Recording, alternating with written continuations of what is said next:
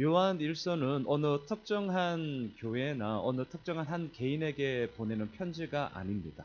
우리가 주일마다 이제 빌립보서를 보고 있는데 마치 빌립보서, 빌립보에 있는 성도들에게 보내는 편지죠. 갈라디아서, 갈라디아 지역. 근데 요한 일서는 그렇지가 않아요. 소위 말해서 지금 소아시아 지역, 지금 터키 지역인데요. 이 여러 지역에 흩어져 살고 있고 각자의 삶을 예수 그리스도 앞에서 살아가고 있는 불특정 다수를 향하여서 보내는 편지입니다. 그래서 이러한 편지들을 학자들은 뭐라고 얘기하냐면 공동서신, 일반서신 이렇게 얘기를 해요. 요한 1서, 2서, 3서, 베드로 전서, 후서, 그 다음에 유다서, 그리고 마지막 야고보서 이렇게 7개의 서신을 저희들이 이제 일반서신, 공동서신 이유는 간단합니다. 불특정 다수에게 보내는 편지다라는 뜻을 갖고 있습니다. 요한일서는 사도 요한이 대략 한 AD 90년에서 95년 사이로 추정을 해요. 에베소에 거할 때에 썼던 편지다라고 우리가 보고 있습니다. 중요한 것은 왜 요한일서를 썼냐라는 건데 크게 두 가지 이유예요. 제가 새벽마다 설교를 하는 곳곳에 제가 영지주의라는 단어들을 많이 지금 쓰고 있는데 첫 번째 왜 요한일서를 썼냐면 이 당시 영지주의 다시 한번 말씀을 드릴게요. 영은 거룩하고 육은 악하다. 이 이원론이 아주 득세하는 이단이 되었습니다. 요 놈이 두 가지로 나타나요. 희한한데 하나는 금욕주의. 다 이해하실 거예요. 왜? 육은 악하니까 이 육적인 생활을 자꾸 버리는 거예요. 그리고 수도원 생활하고 세상과는 떠나는 금욕적인 생활로 가는 거. 이건 다 이해가 되죠. 근데 요 놈이 또 어디로 튀냐면 쾌락주의로 튄다는 거예요. 참 희한하죠. 영은 선하고 거룩하고 육은 악한데 이 이원론이 이 악한 육이 거룩한 영에게 게임이 안 된다는 거예요. 요 이론이 어떻게 변질이 되냐면 그러면 육은 아무렇게나 살아도 되네. 왜? 거룩한 영에는 아무런 지장을 못 주니까. 요 생각을 딱 가지면서 뭘로 바뀌느냐? 쾌락주의로 바뀌는 거예요. 참 희한해요. 극과 극이 만난다니까요. 이게 역사예요. 중세시대에 그 거룩을 외쳤던 수도원의 지하에 뭐가 있습니까? 성적인 범죄함으로 말미암아 유아들의 그런 무덤이 유아들의 그런 유골들이 얼마나 많이 발견되었습니까? 그렇게 거룩을 외치는 수도원에서 그 어느 것과도 정말 비교할 수 없는 세상의 추악함이 그 수도원 지하에서 이루어지는 거예요. 쾌락주의와 금욕주의가 똑같이 만난다는 거죠. 이게 첫 번째 요한일서를 쓰는 이유입니다. 그래서 우리가 1절도 보았지만 들었고 보았고 이렇게 감각적인 이야기들이 계속 나오는 것은 뭐냐? 예수님은 육의 몸으로 입고 오신 거다. 영지주의자들 저 다 이단이야. 다 필요 없는 얘기야. 잘못된 얘기야. 거기에 현혹되면 안 된다. 이것 때문에 쓴 거예요. 그런데 제가 이 부분에 대해서는 새벽마다 계속 말씀을 드리고 있기 때문에 오늘 이 저녁에는 좀 배경적인 부분에서 요한일서를 왜 쓰고 있는가 여기에 좀 초점을 맞추려고 합니다. 두 번째, 왜 요한일서를 썼느냐? 자 보세요. 대략 한 AD 90년에서 95년 사이인데 예수님이 부활 승천하신 지 한 60여 년이 흐른 시간이 되었습니다. 60여 년이 흘렀어요. 자 그럼 생각해 보셔야 돼요. 그 사이에 AD 64년부터 네로 황제가 이제 초대교회 기독교 박해가 이제 시작되죠. 외부로는 기독교 박해가 막 시작이 됩니다. 또한 그 박해로 말미암아 소위 믿음의 1세대, 예수님의 제자들을 위시하여 그 1세대들은 이미 거의 다 순교를 했어요. 사도 요한은 비록 살아남아 있지만. 그리고 2세대들도 순교의 그런 여정 가운데 많은 분들이 한 60여 년 사이에 1세대, 2세대들이 거의 순교하고 죽어고 없다는 거죠. 이제 남아있는 자들은 누구냐? 2세대 가운데 몇 명, 이제 주축은 3세대, 더 나아가서는 4세대까지도 이제 교회의 주류가 된 것이죠. 자, 보세요. 믿음 1세대와 믿음 3세대. 딱 이 말만 들으셔도 차이가 확 느껴지지 않으십니까? 믿음 1세대들의 그런 뜨거운 신앙과 예수님이라는 이 말만 들어도 뜨거운 눈물과 감격과 감동이 분명히 믿음의 1세대들 가운데는 있습니다. 이 자리에 우리 이범철 집사님도 믿음의 1세대시거든요. 가족들이 아직 안 믿으시죠. 그 1세대들의 그 예수 그리스도 이 말 자체는 그 무엇과도 바꿀 수 없는 뜨거움이요, 감동이요, 열정이에요. 그런데 2세대, 3세대로 넘어갈수록 어떻습니까? 그 감격들이 흘러가면 흘러갈수록 이제 식어지기 마련이더라는 거죠. 2세대, 3세대는 이 신앙생활이 너무나 익숙함으로 오게 됩니다. 그리고 예수님 이 말에 대해 1세대들은 감동과 눈물이 있지만 2세대, 3세대들의 마음속에는 이제 이게 너무나 당연한 것으로 여겨지기 때문에 1세대와는 뜨거움의 차이에 있어서 별로 감동이 없죠. 신앙이 익숙할수록 예수 그리스도에 대한 경이로움과 매력이 점점 그들의 삶 속에서 사라지고 있는 바로 그때입니다. 자, 사도 요한이 요한일서를 제가 에베소에서 썼다고 했는데요. 자신이 머물고 있는 에베소만 해도 이러한 모습들이 이미 역력하게 나타났어요. 자, 앞에 스크린을 보시죠. 요한계시록으로 한번 가겠는데 띄워주시죠.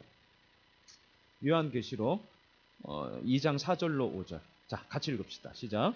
그러나 너를 책망할 것이 있나니 너의 처음 사랑을 버렸느니라. 그러므로 어디서 떨어졌는지를 생각하고 회개하여 처음 행위를 가지라. 만일 그리하지 아니하고 회개하지 아니하면 내가 내게 가서 내 촛대를 그 자리에서 옮기리라. 이게 어디냐고요? 에베소예요. 에베소 교회를 향한 사도 요한의 편지입니다. 이미 사도 요한이 사역을 하고 있고 거주하고 있던 이 에베소에 이미 예수 그리스도에 대한 처음 사랑을 잃어버렸어요. 예수님이 부활 성천하신 지 대략 한 AD 한 60년이 흐른 즈음 사라져버렸어요. 사도 요한이 지금 보기에 당시 그리스도인들에게 위협이 됐던 것은 외부의 박해도 위협이었지만 사실은 더 큰 위험은 뭐냐? 내부의 익숙함이었다는 거예요. 제가 지금 또 다른 측면에서 지금 사도 요한이 요한 1서를 쓴 이유를 지금 보는 겁니다. 외부의 적도 순교로 박해로 힘들었지만 실은 더 큰 것은 내부의 익숙함이 처음 사랑을 잃어버리게 되었고 영적인 침체에 빠짐으로 말미암아 이 흘러가는 세월 앞에 장수 없더라. 지금 이렇게 된 거거든요. 신앙이 번거로워졌어요. 성령의 소욕보다는 육체의 소욕이 훨씬 더 매력적으로 지금 이 크리스찬들에게 다가왔습니다. 하나님이 요구하는 거룩한 생활의 규범이 꿀송이처럼 달콤한 것이 아니라 너무나도 무거운 짐으로 점점 사람들에게 여겨졌습니다. 세상 사람들이 받아들이는 악을 거부해야 했음에도 불구하고 엉거주춤하는 거예요. 확 들어가야 되는데 빼도지도 못하고 저러지도 못하고 엉거주춤하게 양다리 딱 걸치고 이제 있다라는 것이죠. 자, 왜 이런 영적 침체에 빠져들었는가? 이게 이제 오늘 설교를 좀 이끌고 가고 있는 메인 질문인데 왜 영적 침체에 빠졌는가? 이 질문에 대해서 사도 요한은 이렇게 대답을 하는 것입니다. 오늘 말씀의 제목이 그건데 영원한 생명이신 예수 그리스도에 대해 사람들의 마음이 없더라는 거죠. 요한계시록에 있는 용어를 빌리자면 처음 사랑을 잃어버렸다는 거예요. 예수님 하면 너무나 익숙한데 그 예수님이라는 말 속에 감격과 감동은 희석되어져 버리고 당연한 거 아니야?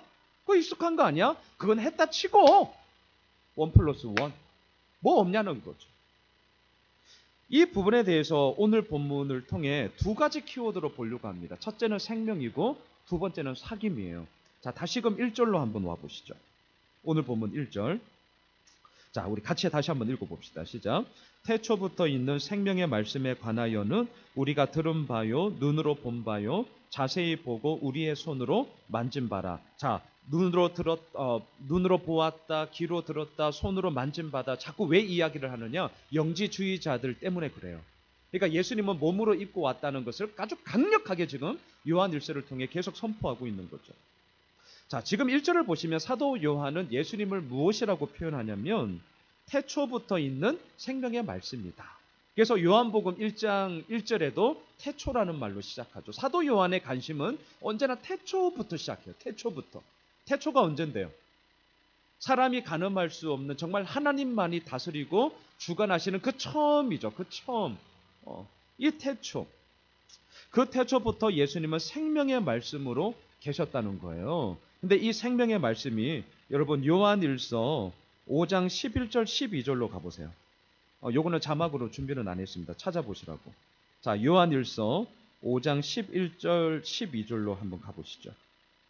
이 태초에 있었던 영원한 생명의 말씀이 우리들에게 무엇과 연결이 되는지를 한번 잘 보십시오.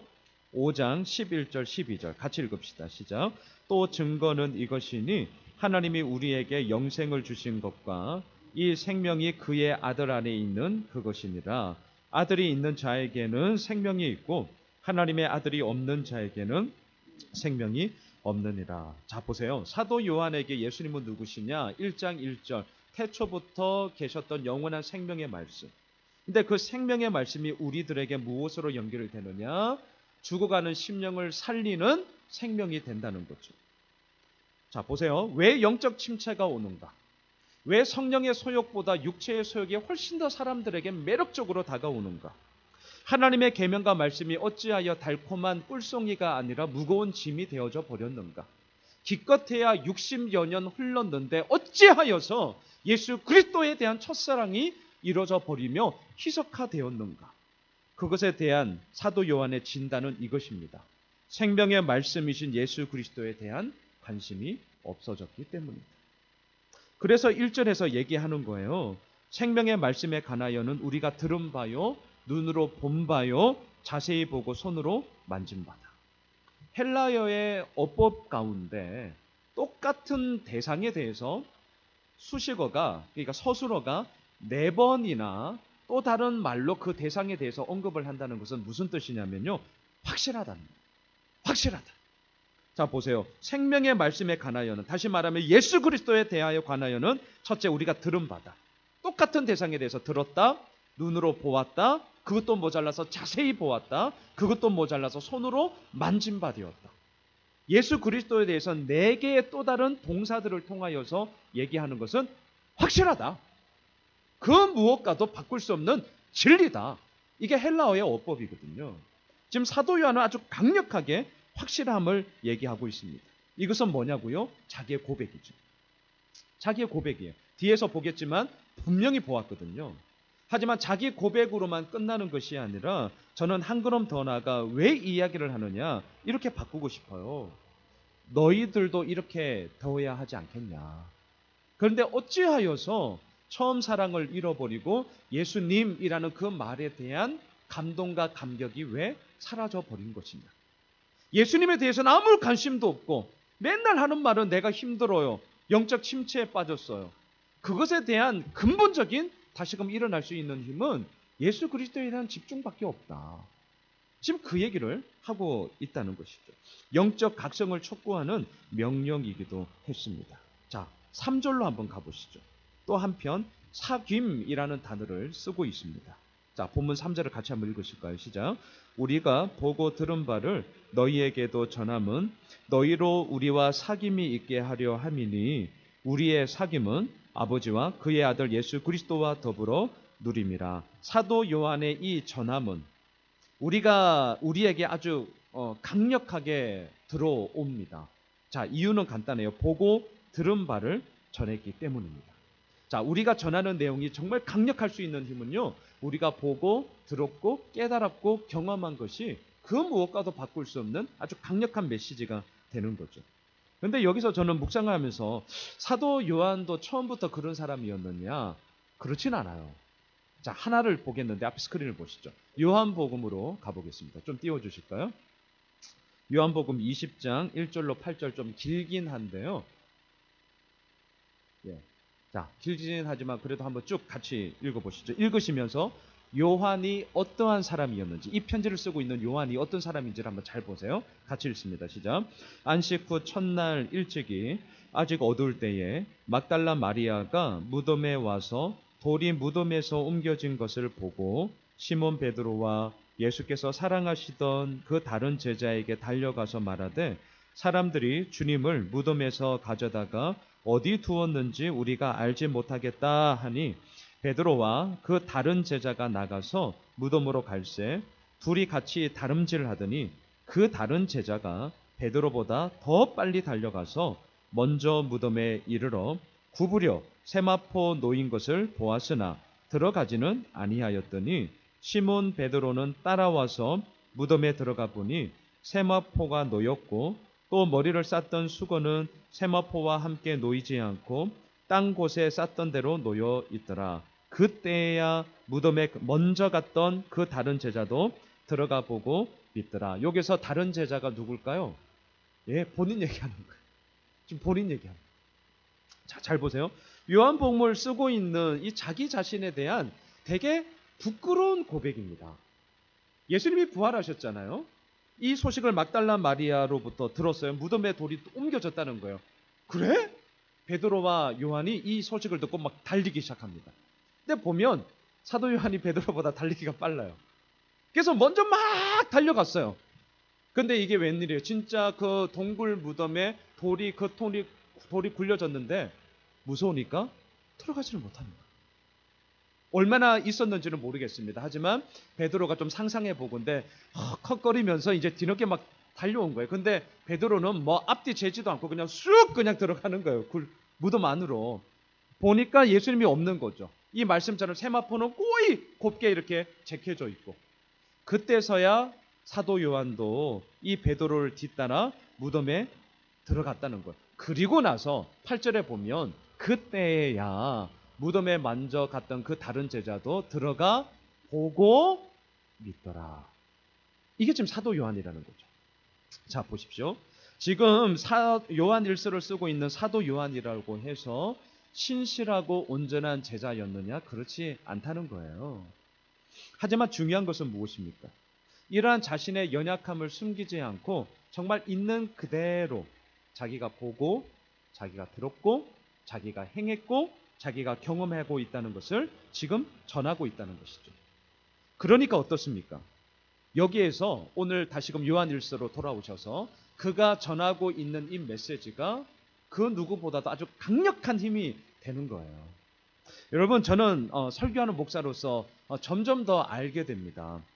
뭘 알게 되냐면 그럴싸하게 꾸미고 좀 이렇게 달콤하게 포장하는 거 한두 번은 해요. 한두 번은. 하지만 저도 벌써 우리 교회가 이제 2년 3개월이 되었잖아요. 얼마나 많은 설교를 했겠고 앞으로도 할 것인데 한두 번 달콤하고 포장지 써서 이렇게 맛있게 주는 거는요, 결국 다 뽀록 납니다. 외식도 한두 번 하는 게 외식이지 결국 힘은 어디에서 나와요? 집밥에서 나오거든요. 집밥에서. 결국 집밥이에요. 집밥을 먹어야 우리의 건강함이 이루어지는 것이, 그 외식, 그 별미, 그거는 말 그대로 몇 번 그냥 가끔 먹으니까 그 얘기를 하는 거죠. 지금 사도 요한은요, 예쁘게 포장하지 않았습니다. 뭐 이렇게 추상적으로 뭐 그럴싸하게 이렇게 예쁘게 포장하지 않았어요. 이 사도 요한의 강력한 힘은 뭐냐? 있는 그대로를 지금 전하고 있는 것이죠. 자, 그런데 더 중요한 것은 사도 요한은 이러한 있는 그대로, 오늘 1장 3절에서 우리가 보고 들은 바를 너희에게도 전한다라고 할 때에 이 힘이 어디서부터 이어졌는가? 그것은요, 예수님과 함께 거하는 그 3년간의 동고동락을 통하여서 예수님의 진정한 모습을 이 사도 요한 역시 배웠기 때문이죠. 그래서 3절에서 사귐이라는 단어가 2번이나 나오는데 이게 헬라어로 우리가 잘 알고 있습니다. 코이노니아. 예수님과의 아주 친밀한 교제가 사도 요한에게 이미 있었기 때문에 이 사도 요한 역시 있는 그대로 이 자신의 모든 경험들을 이야기하며 지금 보고 들은 바를 전하고 있죠. 자, 우리가 새벽에도 제가 좀 나누었지만 이러한 사귐이 3절 마지막을 보십시오. 뭐와 연결이 됩니까? 아버지와 그의 아들 예수 그리스도와 더불어 누림이다. 사귐과 누림이에요. 사귐과 누림. 우리는 다 누리기를 원하죠. 저도 누리기를 원합니다. 누리는 것 자체가 잘못되었냐고요? 아니요. 진짜 우리는 진정한 누림을 구해야 될 것입니다. 그런데 문제는 뭐냐? 누리기만 원한다는 거죠. 누리는 것 자체가 잘못된 것이 아닌데 문제는 뭐냐? 누리기만 원한다는 거예요. 진짜로 누리기를 원하느냐? 그렇다면 사귐이 필요하다는 거죠. 지금 사도 요한이 요한일서를 쓰고 있는 이유가 바로 이것입니다. 많은 교회들이 영적 침체에 빠져 있습니다. 에베소 교회는 첫사랑을 이미 잃어버렸습니다. 믿음의 감격을 잃어버린 채 믿음의 2세대, 3세대, 4세대, 60년 어간 지나가면서 교회가 완전히 희말이 없이 무너져 가고 있었습니다. 그래서 지금 얘기하는 거예요. 왜 이런 감격을 잃어버렸느냐? 아니, 어찌하여서 이렇게 엉거주춤하냐? 어찌하여서 세상의 악에 대해서 악이다라고 얘기하지 못하냐? 예수님이 부활 승천하신 지가 언제냐? 꼴랑 60여 년밖에 지나지 않았다. 믿음 1세대인 내가 있지 않냐? 내가 보고, 내가 들었고, 내가 경험한 바를 전하고 있는 이 예수 그리스도에 대한 영원한 생명과 사귐이 도대체 어디 간 것이냐? 이것을 지금 아주 강력하게 얘기하고 있는 것이죠. 또한 오늘 본문 4절로 가보십시오.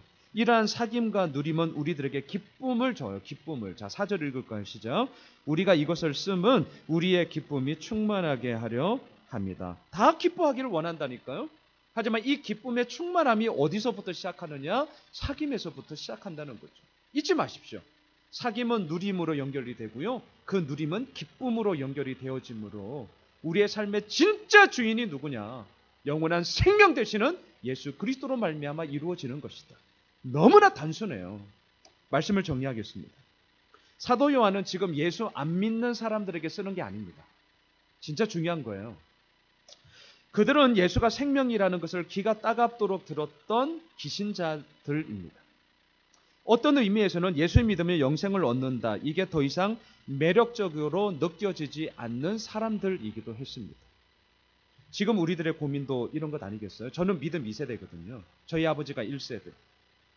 저야 목사가 되어서 이렇게 말씀을 전하는 자리에 서 있고 그 부름에 나아가고 있지만 저 늘 얘기하잖아요. 새벽마다 기도한다니까요. 주님, 우리 준윤찬, 우리 아들들 하나님께서 꼭 붙잡아 주셔야 되고 목사 아들 이런 거 다 필요 없고 하나님을 만남으로 말미암아 하나님의 사람으로 서 나아가기를 정말 소망합니다.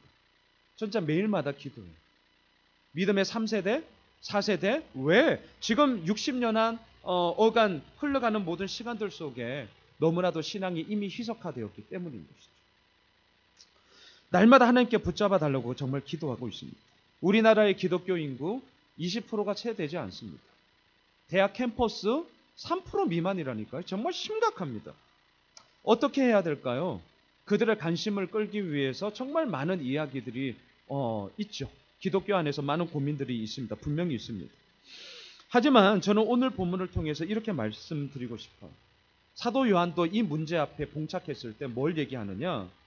영적 침체에 빠진 사람, 병들어가는 교회를 살리는 것은 새로운 것이 아니라 이미 알고 있는 것을 다시 전해야 한다는 겁니다. 자, 요한일서 2장 24절로 한번 가보십시오. 찾아보세요. 요한일서 2장 24절. 여기서 이 말씀을 하고 있습니다. 요한일서 2장 24절. 자, 찾으셨으면 우리 한 목소리로 함께 읽읍시다. 시작. 너희는 처음부터 들은 것을 너희 안에 거하게 하라. 처음부터 들은 것이 너희 안에 거하면 너희가 아들과 아버지 안에 거하리라. 잊지 마십시오. 새로운 거 아니에요. 정말 옛날부터 들은 것이고요. 그것을 다시 듣고 그 말씀이 우리 안에 거하게 하라는 겁니다. 이게 지금 요한일서를 쓰고 있는 이유입니다. 새로운 얘기 없어요. 이미 다 알고 있는 얘기를 사도 요한은 다시 한번 얘기합니다. 하지만 그 모든 초점이 누구냐고요? 오늘 말씀의 제목, 영원한 생명 되신 예수 그리스도라는 것이죠. 어떤 면에서는 사람들이 이 얘기하면 듣지 않으려고 할 거예요. 또 그 소리야. 예, 또 그 소리 맞습니다. 하지만 사도 요한은 오늘 강력하게 외칩니다. 또 그 소리 하라는 거. 또 그 소리 하라는 거예요. 영적 침체가 왜 왔냐고요? 생명 대신 예수 그리스도에 대한 관심이 점점 더 멀어졌기 때문이고요. 안다고 해도 머리로만 아는 것이지 정말 내 가슴 속에서의 감격과 감동이 정말 우리들을 이끌고 가고 있느냐. 제가 울림이라는 단어를 정말 좋아하는데 우리의 삶 속에 예수님, 하나님 사랑해요. 이 말 한마디에 우리 눈물 뚝뚝뚝 흘렸던 때가 있거든요. 그 누가 뭐라고 말한다 할지라도요. 내 가슴에서는 분명히 정말 울컥하는 울림이 있었거든요.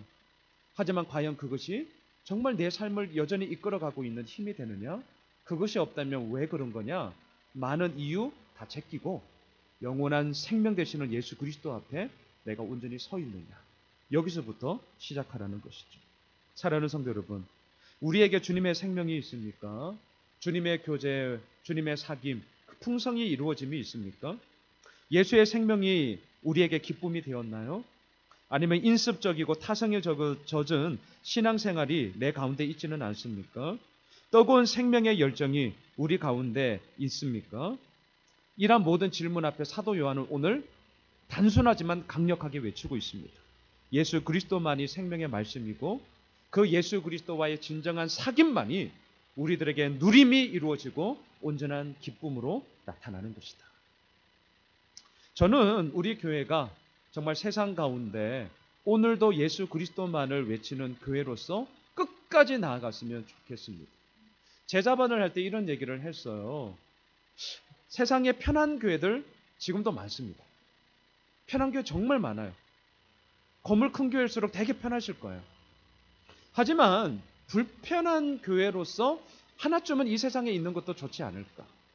하지만 그게 의도적인 인간적인 불편함으로 뭔가 무엇을 사람에게 준다 그런 의미가 아니라 예수 그리스도가 진짜고 세상에서 역으로 뭔가 거슬리는 걸림돌이지만 하지만 우리에겐 진리이기 때문에 예수 그리스도만을 전하는 것이 세상에 불편함을 준다 할지언정 그 불편함이 진짜이기 때문에 불편해지는 교회라면 이게 진짜 말장난이 아니고요. 그런 교회라면 가는 거죠. 예, 그런 교회로서 예수 오면실 교회가 정말 있었으면 좋겠습니다. 개척을 준비하면서 우리 교회의 비전, 예수 그리스도만이 세상의 유일한 답임을 증거하는 공동체. 누구나 다 아는 얘기죠. 하지만 이게 정말 저의 가슴 속에 들어왔던 것은 제 삶이 마치 사도 요한처럼 정말 부족하고 연약함이 있었고 헤매고 방황하는 그때에 다시금 딛고 일어설 수 있었던 그런 너무나 뻔한 답이었는데 그 뻔한 게 아니라 진짜였다는 것을 조금이나마 깨닫고 터닝 포인트가 되었을 때거든요. 우리 예수 오메실 교회가 이 말씀 앞에 끝까지 나아갔으면 좋겠습니다. 오늘 사도 요한은 얘기합니다. 영적 침체에 빠진 자들아, 모든 감격과 감동과 그 눈물이 사라진 자들아, 60여 년 흘러쓰는 이 즈음에 첫사랑을 잃어버린 자들아, 그 모든 것 속에 다시 돌아올 수 있는 길의 첫 번째 스타트 라인은 무엇인 줄 아느냐? 예수 그리스도만이 영원한 생명이요, 예수 그리스도와의 진정한 코이노니아가 우리들의 삶에 누림을 가져다 주며 온전한 기쁨으로 우리의 삶을 이끌 것이다. 영원한 생명이신 예수 그리스도 앞에 우리들의 온 마음을 내어 맡겨라. 바라기는 오늘 이 저녁 이 예수 그리스도만을 다시 한번 붙잡으며 우리가 함께 기도함으로 주 아버지 앞에 서는 그런 귀한 시간이 되었으면 좋겠습니다. 우리 함께 찬양할까?